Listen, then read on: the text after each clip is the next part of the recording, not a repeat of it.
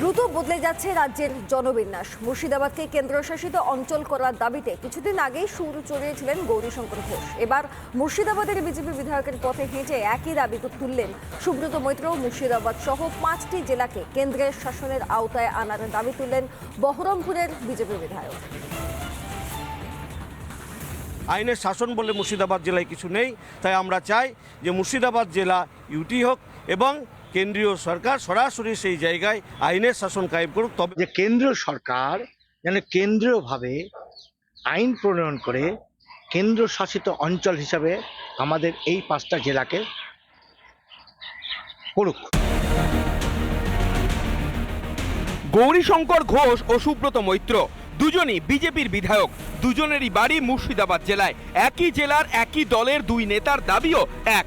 জনবিন্যাসে দ্রুত বদল ঘটছে বলে কয়েকদিন ধরেই দাবি করছে গেরুয়া ব্রিগেড, যার সূত্রপাত করেন হিমন্ত বিশ্ব শর্মা। রিপাবলিক নেটওয়ার্কের এডিটর ইন চিফ অর্ণব গোস্বামীকে দেওয়া সাক্ষাৎকারে অসমের মুখ্যমন্ত্রী দাবি করেন 3 রাজ্যে বদলে যাচ্ছে জনবিন্যাস। Entire Eastern India is under challenge because of inflation and imbalanced homegrown population.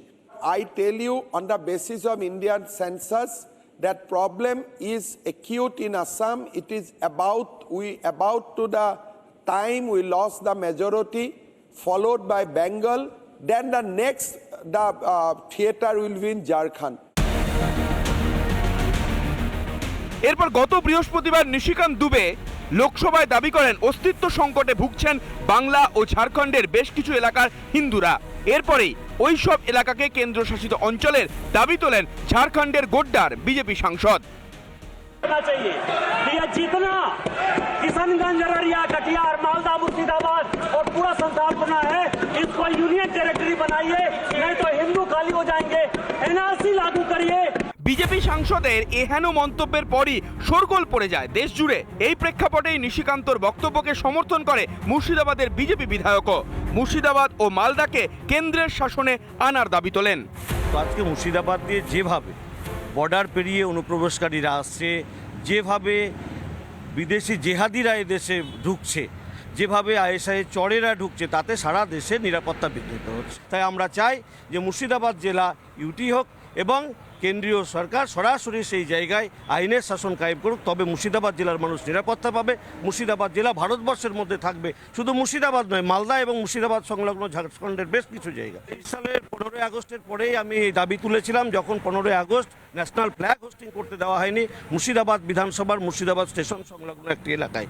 তারপরেই আমি কেন্দ্রীয় স্বরাষ্ট্র মন্ত্রকে আমি চিঠি করেছিলাম। এই নিয়ে যখন জোর বিতর্ক চলছে, তখনই আবার গৌরীশঙ্কর ঘোষকে সমর্থন করলেন সুব্রত মৈত্র। তবে সুর আরও এক কদম চড়িয়ে বহরমপুরের বিজেপি বিধায়কের দাবি 5 জেলাকে কেন্দ্রশাসিত অঞ্চলের আওতায় আনা উচিত। যেভাবে এই বিগত বেশ কিছু বছর ধরে এই এলাকাগুলোতে ব্যাপকভাবে অনুপ্রবেশ ঘটেছে, যাতে এখানকার যে ডেমোগ্রাফি, সেই ডেমোগ্রাফি চেঞ্জ হয়ে যাচ্ছে, ভূগোল চেঞ্জ হয়ে যাচ্ছে, ইতিহাস চেঞ্জ হয়ে যাচ্ছে। আমরা চাইছি যে কেন্দ্রীয় সরকার যেন কেন্দ্রীয়ভাবে আইন প্রণয়ন করে কেন্দ্র শাসিত অঞ্চল হিসাবে আমাদের এই 5টা জেলাকে করুক।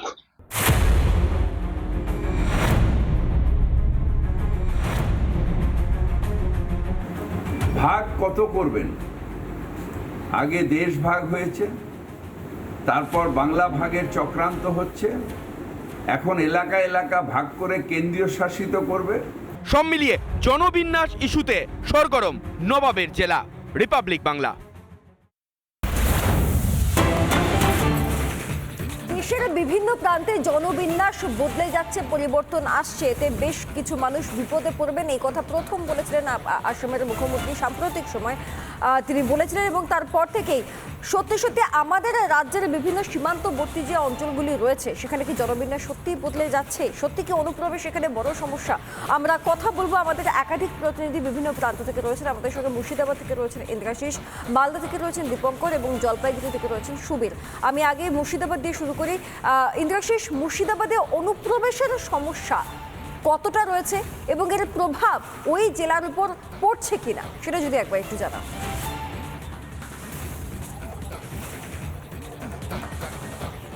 একদমই দেখো যে এই যে মুর্শিদাবাদ জেলা সীমান্তবর্তী যে সমস্ত এলাকাগুলি রয়েছে, যেরকম তোমার জলঙ্গি থেকে শুরু করে রানীনগর, বিভিন্ন যে সমস্ত বর্ডার এলাকাগুলো, পাশাপাশি উল্টো দিকে লালগোলা রয়েছে, সেই সমস্ত জায়গায় যে কড়া একটা বেষ্টনী বিএসএফ এর পক্ষ থেকে সেটা কিন্তু আটোসাটো করা হয়েছে। কিন্তু এই যে অনুপ্রবেশের যে অভিযোগটা বিভিন্ন সময়তে উঠে এসেছে, সেই অভিযোগ কিন্তু বেশ কিছুটা তাৎপর্যপূর্ণ প্রাসঙ্গিক, এবং সেই জায়গা থেকে দাঁড়িয়ে এই মুর্শিদাবাদ জেলা এবং মালদাকে যেভাবে তোমার এই কেন্দ্রশাসিত অঞ্চল করার একটা দাবি কিন্তু উঠতে শুরু করেছে। তোমাকে জানিয়ে রাখবো যে এই নিশিকান্ত দুবে থেকে শুরু করে গৌরীশঙ্কর ঘোষ, সম্প্রতিকালে সুব্রত মৈত্র, তারা কিন্তু এই দাবি ক্রমশ জোরালো করছেন। এই মুহূর্তে আমার সঙ্গে রয়েছেন বিজেপির মুর্শিদাবাদ জেলার সাধারণ সম্পাদক লালটু দাস, আমাদের সঙ্গে রয়েছে। লালটু দা, এই যে অনুপ্রবেশের সমস্যা মুর্শিদাবাদ জেলার বিভিন্ন প্রান্তে থেকে, সেই জায়গা থেকে দাঁড়িয়ে কেন্দ্রশাসিত অঞ্চল করার একটা দাবি আপনাদের পক্ষ থেকে একাধিকবার তোলা হচ্ছে, কেন? মানে তাহলে কি জেলায় শাসন কি কোন পর্যায়ে রয়েছে? দেখুন, আমরা 1980 সাল থেকে বলে আসছি অনুপ্রবেশ একটা জ্বলন্ত সমস্যা, অনুপ্রবেশ একটা ভয়ঙ্কর জায়গায় নিয়ে গেছে, এবং বিশেষ করে সীমান্তবর্তী জেলাগুলো ডেমোগ্রাফি চেঞ্জ হচ্ছে, একাধিক এমএলএ তৈরি হচ্ছে, এমপি তৈরি হচ্ছে। আজকে যে ভয়াবহ অবস্থা আছে, আমরা 1980 সাল থেকে বলছি, আজকে মনে পড়ছে এই ঘটনা। আজকে কি অবস্থা গোটা জেলাটার। আজকে 3 দিন এখানে, আপনারা জানেন 1947 সালে এখানে ফ্ল্যাগ ওঠেনি, 3 দিন পর এখানে ফ্ল্যাগ উঠেছিল। তো আমরা পরিষ্কার বলতে চাই, যেভাবে চলছে এভাবে চলতে পারে না। তাই আজকে যেভাবে ডেমোগ্রাফি চেঞ্জ হয়েছে, সেই ডেমোগ্রাফির কারণে আমাদের এমএলএরা বলছে, আর এই কারণে কেন্দ্রশাসিত অঞ্চল হবে কি হবে না, এটা কেন্দ্র এবং রাজ্য ঠিক করবে। পরিষ্কার শুনে রাখুন, 1947 সালে 20শে জুন ডক্টর শ্যামাপ্রসাদ মুখার্জির জন্যই আজকে এই মুর্শিদাবাদ মালদা জুড়ে ছিল, এবং গোটা বাংলা আমাদের কাছে এসেছিল। আজকে বলছেন, কিন্তু সার্বিকভাবে কি ছবিটা আমাদের রাজ্যের এই মুহূর্তে দাঁড়িয়ে, সেটা আমরা আমাদের রাজ্যের আরো বেশ কয়েকটি সীমান্তবর্তী এলাকা থেকে বোঝার চেষ্টা করব। মালদা চলে যাব, সেখান থেকে রয়েছেন আমাদের দীপঙ্কর। মালদা একটা ভীষণ গুরুত্বপূর্ণ জেলা দীপঙ্কর, এবং সেখানে অনুপ্রবেশের সমস্যার কারণে জনবিন্যাসের কি সত্যি বদল হবার কোনো সম্ভাবনা রয়েছে? এরকম সম্ভাবনা কি প্রবল হচ্ছে? মালদার সার্বিক পরিস্থিতি কি বলছে?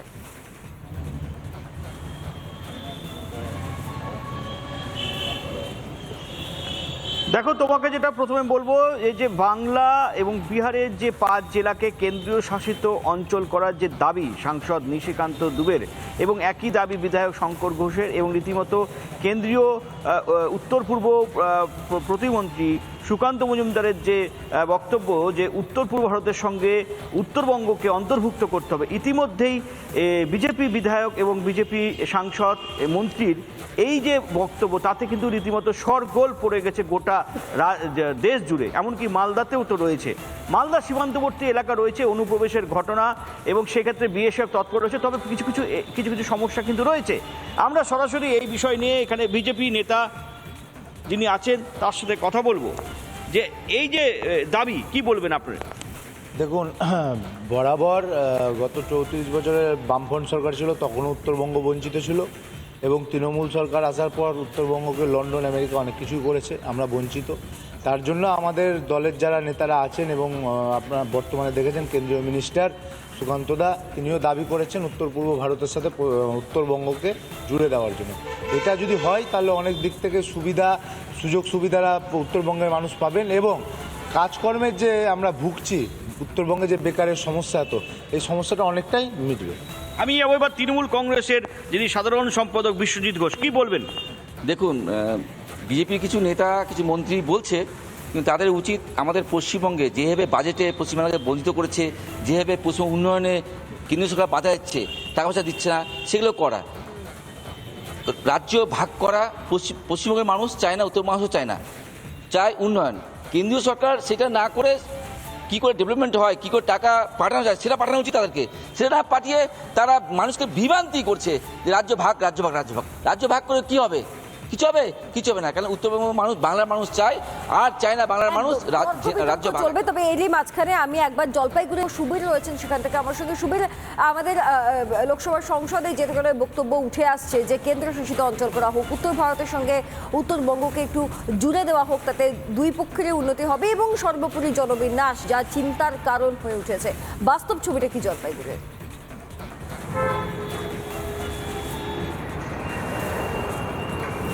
দেখো, জলপাইগুড়িতেও যে এই যে অনুপ্রবেশ হচ্ছে এবং জনবিন্যাসের যে একটা প্রভাব পড়েছে সেটা কিন্তু বাস্তব, এবং এটা কিন্তু শুধু জলপাইগুড়ি নয়, কোচবিহার, জলপাইগুড়ি, আলিপুরদুয়ার, এই যে নর্থ বেঙ্গলের এই 3টি জেলায় রয়েছে। এবং এই যে জলপাইগুড়ি সাংসদও গতকাল সুকান্ত মজুমদারের যে বক্তব্য তাকে সমর্থন করেছেন এবং তিনি জানিয়েছেন তিনি 200% একমত। নর্থ ইস্টের সাথে যদি উত্তরবঙ্গকে জুড়ে দেওয়া হয় তাহলে উত্তরবঙ্গের আরও অনেক উন্নতি হবে এবং অনেক সুযোগ সুবিধা পাবে।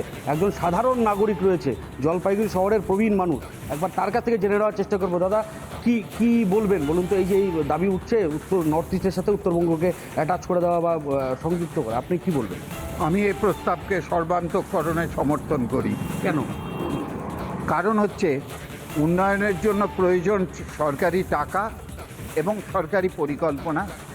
যে টাকা এবং পরিকল্পনা বর্তমানে কেন্দ্রীয় সরকারের হাতে রয়েছে। আমাদের এখানে রায়গঞ্জে এইমস হওয়ার কথা ছিল, প্রিয়দাস মুন্সির স্বপ্ন ছিল, রায়গঞ্জে জমি অধিগ্রহণ হয়েছিল, কিন্তু যে কোনো রাজনৈতিক কারণেই সেটা এখান থেকে উত্তর বাংলা থেকে চলে যায়, উত্তর বাংলার মানুষ সুচিকিৎসা থেকে বঞ্চিত হয়। আমাদের পাশের রাষ্ট্র হচ্ছে চীন, যাদের অনুপ্রবেশের জন্য অরুণাচল, সিকিম আজকে অত্যন্ত বিপন্ন জায়গায় রয়েছে বলে আমরা সংবাদ মাধ্যমে জানতে পেরেছি। অতএব কেন্দ্রীয় সরকার যদি দায়িত্ব নেয়, পররাষ্ট্রনীতি কেন্দ্রীয় সরকারের, প্রতিরক্ষা সে তার প্রয়োজনে যদি এখানে উন্নয়ন করে তাহলে তার সুফল মানুষ পাবে, এবং যে সুফল মানুষের পাওয়ার কথা মানুষ পাবে, এটা সমস্ত রাজনৈতিক মতবাদের ঊর্ধ্বে রাখা উচিত বলে আমি মনে করি। একেবারে, কিন্তু আগামী সেই দিকে আমাদেরকে নজর রাখতে হবে।